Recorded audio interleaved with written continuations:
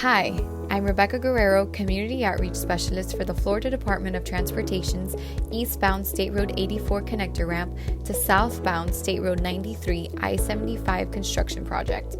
The work extends from eastbound State Road 84 to southbound State Road 93 I-75 in Broward County.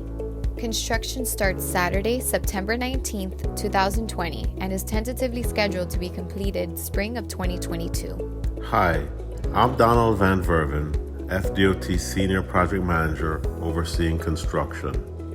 Improvements include constructing a new entrance ramp from eastbound State Road 84 to southbound State Road 93, I-75, installing sound walls and overhead sign structures, widening, milling and resurfacing along southbound State Road 93, I-75. Motorists can expect single-lane closures along southbound State Road 93, I-75, and westbound I-595, Sunday through Thursday between 9 p.m. and 6 a.m., and eastbound State Road 84 will have a continuous lane closure during the construction of the retaining wall. For more information regarding this project, please feel free to contact us using the information on your screen.